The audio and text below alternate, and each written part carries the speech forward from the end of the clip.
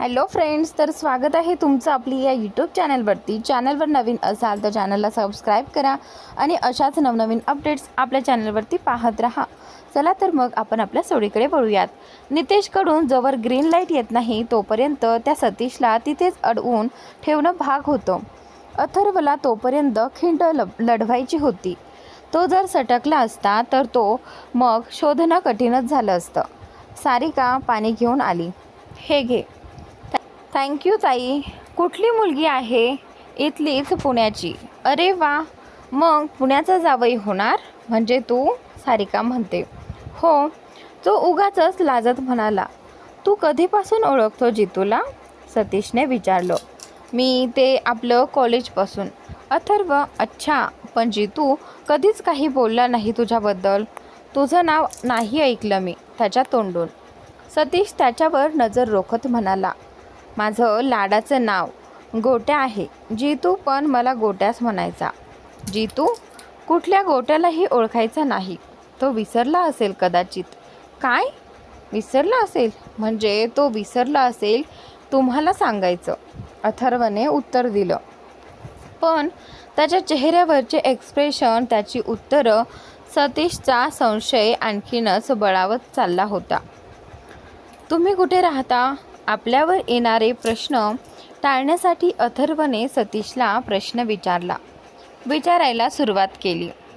मी माझ्या घरी राहतो. अरे वा, मी पण माझ्याच घरी राहतो. छान, तो बोलतो. त्यानंतर सारिका, तू बस. मला एक महत्त्वाचा फोन करायचा आहे. सतीश उठत बाहेर जात म्हणाला. त्यानंतर तुम्ही कुठे चाललात? पहिल्यांदाच भेटलो आपण. जरा बसा, बोलूयात. त्याचा सतीशला थांबवण्यासाठी प्रयत्न सुरू होता. तुम्ही बसा बोलत. मला काम आहे. काम काय, होतच राहतील. ताई, एक कप चहा करता का? अथर्व, करते ना, त्यात काय. सारिका चहा करायला आत गेली. त्यावेळी अथर्व वारंवार फोनकडे बघत होता. तेवढ्यात त्याला नितेशचा ओके असा मेसेज आला. ठीक आहे, तुम्हाला महत्त्वाचं काम होतं ना, तुम्ही जाऊ शकता तुमच्या कामाला, तो सतीशला म्हणाला. सतीशने एकदा रागाने त्याच्याकडे पाहिलं आणि तो बाहेर पडला. त्यानंतर काहीच अंतरावर उभ्या असलेल्या राघवच्या माणसांनी कुणालाही संशय येणार नाही अशा पद्धतीने त्याला पकडलं आणि गाडीत कोंबलं. तर सोडा मला. कोण आहात तुम्ही? असं का पकडलंय मला? सतीशने ओरडायला सुरुवात केली. त्याचनंतर आता इथे तुझ्या सगळ्या प्रश्नांची उत्तरं मिळतील. पण आता माझा मूड नाही ती द्यायची. तुला इथून दूर घेऊन चाललोय आणि ज्यांच्याकडे नेतोय ना ते देतील सगळ्या प्रश्नांची उत्तरं. राघव त्याच्याकडे पाहत म्हणाला. तर त्याचनंतर तोंड बंद करा रे यांचं, नाही तर पूर्ण रस्ताभर हा एकच गाणं वाजवेल. सोडा मला, सोडा मला. राघव, गाडी कुठे घ्यायची आहे साहेब? ड्रायव्हरने राघवला विचारलं. मुंबईला. त्यानंतर अरे, सतीश कुठे गेला? सारिकाने बाहेर येत विचारलं. त्याचनंतर तो पोहोचला जिथे पोहोचायचा होता. म्हणजे? अथर्व म्हणाला. तर त्यानंतर त्यांना काही महत्त्वाचं काम आठवलं म्हणून गेले ते. तुम्ही या ना, आपण चहा घेऊया. अथर्व बिनधास्तपणे तिच्या हातातून चहाचा कप घेत म्हणाला. त्याला आता कसलंही टेन्शन येत नव्हतं. अथर्व, तू म्हणाला होतास की जितूसाठी काही सरप्राईज आहे, ते सांगा ना मला. सरप्राईज तर आहेच त्याच्यासाठी. त्या सरप्राईजसाठी एक मोठं पार्सल घ्यायला आलो होतो मी. भेटलं ते आणि मुंबईला पाठवलं सुद्धा, अथर्व म्हणाला. पण त्याला आतून त्याच्या बहिणीसाठी मात्र फार वाईट वाटत होतं. जितूने आणि सतीशने ती विचारसुद्धा करू शकणार नाही अशी कामं केली आहेत. तिला बिचारीला अंधारात ठेवून. गरमागरम आल्याचा चहा घेतल्यावर अथर्व सारिकाचा निरोप घेऊन तिथून निघाला. बाहेर पडल्या त्याने नितेशला फोन केला. तर नितेश, मी निघतो इकडून. गुड, ये लवकर. राघवने त्याला उचललेले आणि इकडे घेऊन यायला निघाला. तू पण निघ आणि हो, आजोबांना सुद्धा कळवून टाक. तर चालेल, ते म्हणतात. साहेब, शाळेत काही काम होतं का? काही देणगी वगैरे द्यायची आहे. तसं असेल तर आतमध्ये जाऊयात. कधीचे वाट पाहत आहात तुम्ही? ड्रायव्हर आजोबांना म्हणाला. त्याचनंतर आजोबा अनेकाच्या शाळेबाहेर येऊन बराच वेळचे उभे होते. मला जे हवं आहे त्यासाठी वाटच पाहावी लागणार, त्याशिवाय पर्याय नाही माझ्याकडे, ते शाळेच्या गेटकडे पाहत बोलले. त्याचनंतर मात्र आता जरा वेळाने शाळा सुटली. युनिफॉर्ममधल्या त्या छोट्या छोट्या आकृत्या शाळेबाहेर येत होत्या. आजोबांचे डोळे भिरभिरत अनिकाला शोधत होते. ती दिसताच चेहऱ्यावर आनंद पसरला. ते तिच्या जवळ गेलेत. आजोबा, तुम्ही इथे? तुम्ही कोणाला घ्यायला आलात? अनिता त्यांच्याजवळ येत म्हणाली. मोठी लोक शाळेत फक्त छोट्यांना घ्यायला तरी येतात, नाही तर सोडायला तरी. एवढंच माहिती होतं तिला, कुणालाच नाही. मला जरा काम होतं इथे. ज्यांनी तिला उचलून घेतलं, बस त्या तेवढ्या काही क्षणासाठी 4 तासापासून तिथे वाट पाहत होते ते. काय काय केलं शाळेत? त्यांनी विचारलं. खूप सारी मस्ती आणि थोडासा स्टडी, ते त्यांच्या गळ्याभोवती हात गुंफत म्हणाली. त्याचनंतर Anika, come fast, we are getting late. School बसमधल्या स्टाफने तिला आवाज दिला. आजोबा, मी जाऊ? ड्रायव्हर अंकल बोलवत आहेत. तर इच्छा तर नव्हती त्यांची, पण नाईलाज होता. जड अंतकरणाने त्यांनी तिला खाली उतरवलं. तुम्ही परत घरी या, मग आपण हाईड अँड सीक खेळूयात. तिने हाताने धरून त्यांना खाली झुकवलं आणि त्यांच्या गालावर किशी देत म्हणाली. त्यांनी तिच्या डोक्यावरून मायेने हात फिरवला. हो, नक्की येईन, आजोबा म्हणतात. ती स्कूल बसमध्ये बसून बस निघून जाईपर्यंत ते तिथेच उभे होते. तेवढ्यात त्यांना अथर्वचा फोन आला. त्याने फोनवर सगळं सांगितलं. खूपच मोठी बातमी दिली. मी आत्ताच शिंदे साहेबांना फोन करून सांगतो. राघवला हवी ती सगळी मदत मिळेल. नवे जुने सगळ्यांना सगळेच हिशेब चुकते करावे लागतील, अगदी सगळ्यांना, ते करारी आवाजात म्हणाले. अद्वैत गेल्यावर मिताली कितीतरी वेळ तशीच बसून होती. कदाचित तिच्यामधले आणि अद्वैतमधले हे शेवटचे कॉन्व्हर्सेशन होते. तिच्या मते सगळं संपलं होतं आणि ते संपल्याचं तिने निक्षून त्याला सांगितलेलं. आता फक्त एकच गडसर करायचा राहिलेला, अन्वय आणि शिवानीने एकत्र येणं. म्हणजे ती सगळ्यांपासून दूर जायला मोकळी. अन्वयला सगळं सांगणं हे सुद्धा खूप मोठा टास्क असणार होतं तिच्यासाठी. ती फक्त येणाऱ्या 2 तारखेची वाट पाहत होती. पण सगळं आपण विचार करतो तसंच थोडी घडतं का? त्यानंतर तिच्यासारखाच अद्वैतही कितीतरी वेळ रूममध्ये बसून होता. मी तुझ्या कुठल्याही प्रश्नाला उत्तर द्यायला बांधील नाही, हे सांगून तिने त्याला चूप केलेलं.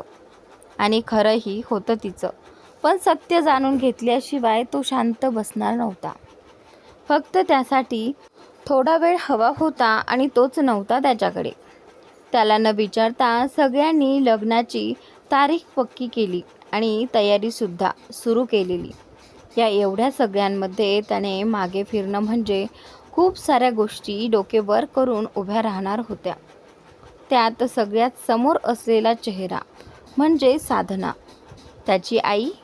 मिताली म्हणाली, तसं खरंच सगळं संपलं होतं का आता? अथर्व मुंबईला पोहोचल्यावर तो आणि नितेश दोघेही सतीशला जिथे ठेवलेलं तिथे गेलेत. या सगळ्यामागे कोण सूत्रधार आहे हे तर त्यांना माहिती झालेलं. पण हा जो एवढा छान घटनाक्रम रचला गेला होता, ज्यावर अद्वैत सकट सगळ्यांनी विश्वास ठेवला, ज्या चक्रव्यूहात मिताली पूर्णतः अडकली होती तो चक्रव्यूह नेमका कसा रचला गेला हे जाणून घ्यायचं होतं त्यांना.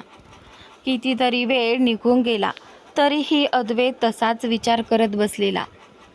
मिताली आणि तिच्या अवतीभोवती घडणाऱ्या गोष्टींचं नेमकं काय कारण असेल? का तिने स्वतःबद्दल खोटं सांगितलं? हजारदा विचार करून शोधण्याचा प्रयत्न केला पण काहीच सापडत नव्हतं. असं काय होतं जे लपवण्यासाठी तिने माझा कुठलाच गैरसमज दूर करायचा प्रयत्न केला नाही? उलट मी तिच्याबद्दल अन्वयला काही सांगितलं असतं तर त्याने तिला धोकाच दिला होता. मग तरीही का?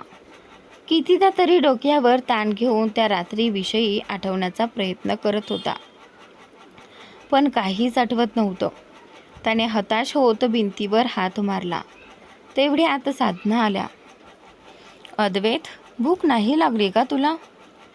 आला तेव्हाचा इथेच बसला आहेस. बघ, तुला राग आलेला समजतोय मला, पण तू सुद्धा जरा समजून घे ना.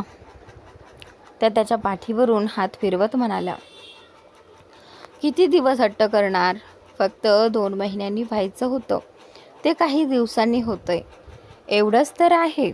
आणि हे सगळं तुझ्या भल्यासाठीच आहे ना. तुला कळतंय ना मी काय बोलते ते? तू आत्ता नाही म्हणालास ना तर खूप अवघड होऊन बसेल आपल्या सगळ्यांसाठी. त्या डोळ्यात पाणी आणून म्हणाल्या. आपल्या सगळ्यांसाठी? त्याने आश्चर्याने विचारलं.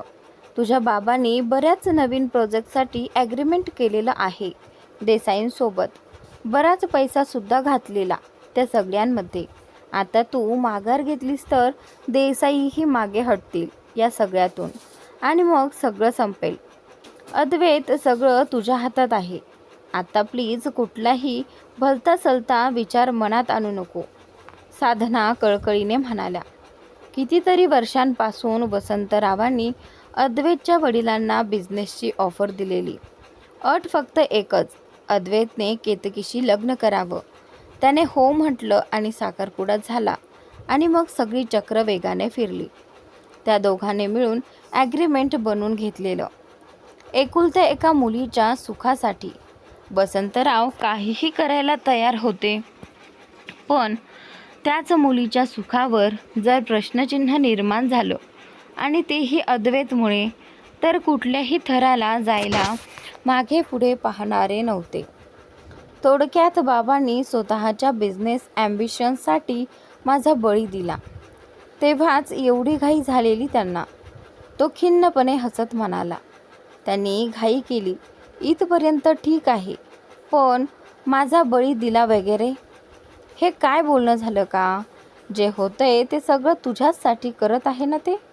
अद्वैतचं बोलणं साधनांना आवडलं नाही.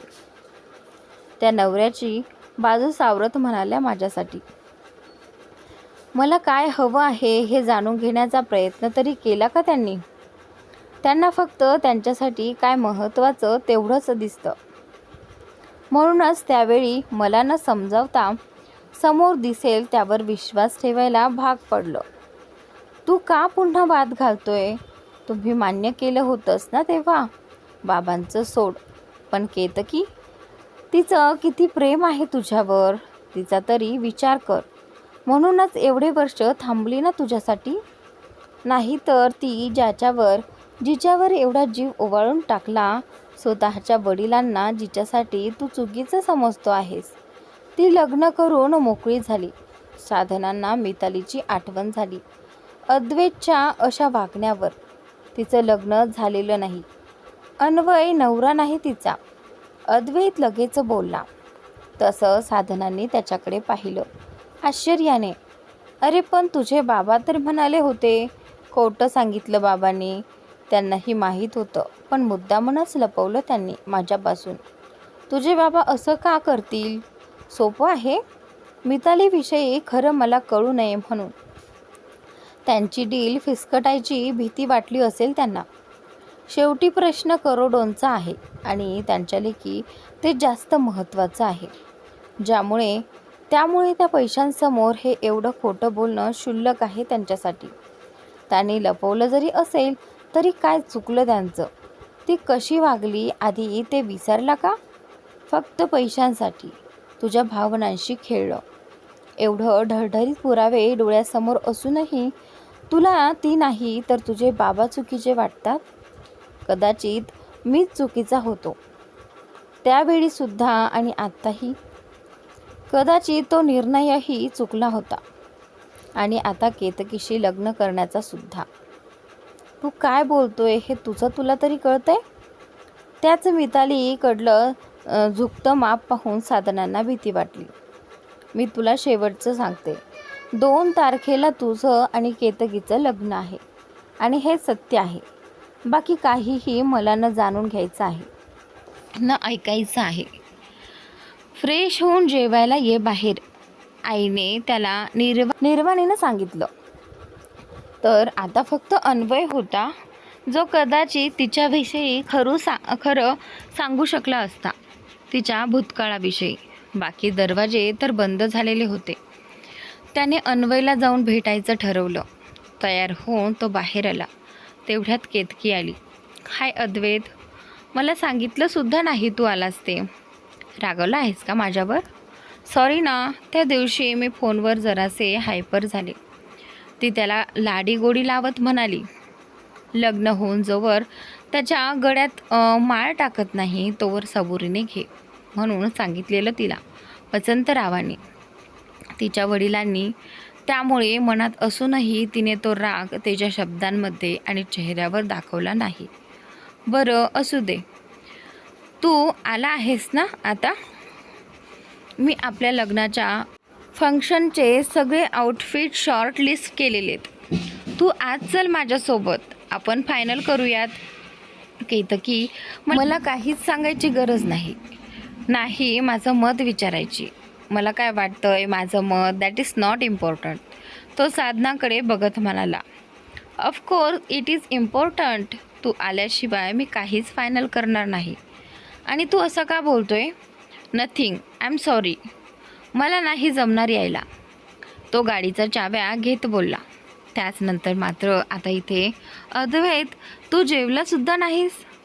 कुठे निघालास एवढ्या घाईने? साधना अन्वयकडे. काम होतं त्याच्याशी. काही डाऊट्स आहेत मला, ते क्लिअर करून घ्यायचे आहेत. त्याच्यानंतर कसले डाऊट्सबद्दल बोलतो आहेस तू? मितालीविषयी. त्याचं वाक्य ऐकून भीतीने केतकी बोलून गेली भीतीच्या भरात. तुला कसं कळालं? तिचा तो आलेला प्रश्न आणि चेहऱ्यावरचा उडालेला रंग पाहून अद्वैतने विचारलं. मिताली, ॲक्च्युली तिच्याबद्दल, म्हणजे तिने केलेल्या कामाबद्दल म्हणायचं होतं मला. अद्वैत म्हणतो. तुझं गेसवर्क एकदम जबरदस्त आहे केतकी. मितालीविषयी बोलायला चाललो आहे मी त्याच्याकडे. हो, पण कामाबद्दल नक्कीच नाही. मितालीने सांगितलेल्या काही गोष्टींवर डाऊट्स आहेत. मला तेच अन्वयला विचारायचे आहेत. पण तू का अशी घाबरलेली वाटते? मला जे विचारायचं आहे त्याची उत्तरं आधीच तुझ्याकडे आहेत की काय? छे, मला कसं माहिती असणार तिच्याविषयी आणि अन्वयविषयी? मी फक्त मितालीविषयी म्हणालो.